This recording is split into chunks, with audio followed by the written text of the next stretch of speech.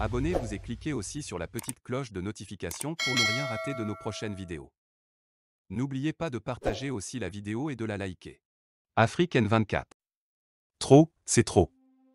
Le professeur Ayayi Togoata Apedoama dénonce les querelles picrocolines de l'opposition politique togolaise dont le jeu stérile est contre-productif pour la défense des intérêts du peuple togolais qui subit de plein fouet une crise sociale très dure. Il suggère de fédérer les énergies dans une lutte commune pour la libération des nombreux prisonniers politiques qui peuplent les prisons du Togo. La libération des prisonniers politiques pour remobiliser une opposition démocratique à terre. Trop, c'est trop. L'exercice de tout engagement politique contre le régime des Gnassingbé est devenu un véritable calvaire tant la répression est impitoyable. Après le chef de parti Djimon Oré, vient le tour de Jean-Paul Oumolou, un responsable de la DMK, d'être embastillé. Dans une démocratie, on ne collectionne pas les prisonniers politiques qu'on exhibe comme des trophées ou des prises de guerre. Seuls les terroristes connaissent des privations de liberté. Tant que la justice sera à la botte du pouvoir usurpé, aucune décision de justice concernant un procès politique ne peut être crédible. Si le pouvoir illégitime peut se permettre ces enlèvements d'opposants sans crainte de toute riposte politique, c'est le fait de la décomposition de cette frange de l'opposition qui a choisi délibérément et en toute irresponsabilité de s'autodétruire dans une guéguerre picrocolline. Cette bataille de chiffonniers dont on se demande si ce n'est pas le pouvoir qui en tire les ficelles, est un crime, une trahison vis-à-vis de la lutte de libération du peuple togolais. Les Togolais n'ont pas adhéré à ces partis pour qu'ils détruisent l'opposition démocratique, mais pour chasser la dictature militaire. Ce faisant, ils ont trahi leurs propres militants.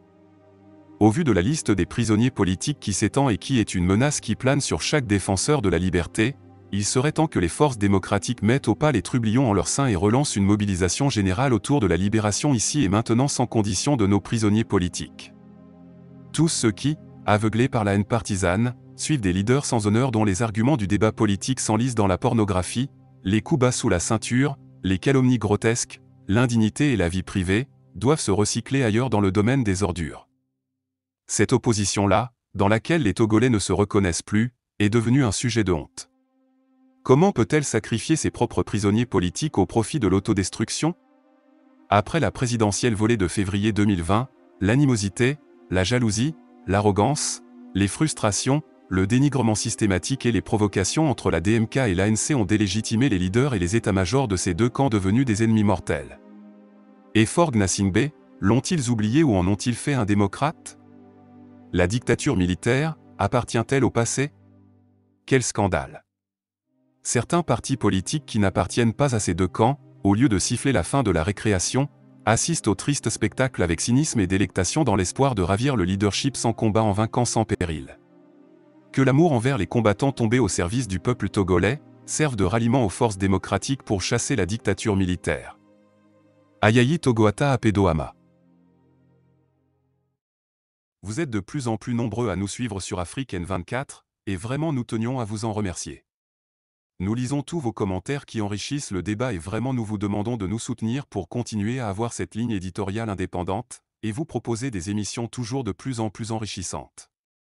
Merci et à bientôt. Likez la vidéo si ce n'est pas déjà fait. Laissez aussi votre point de vue en commentaire.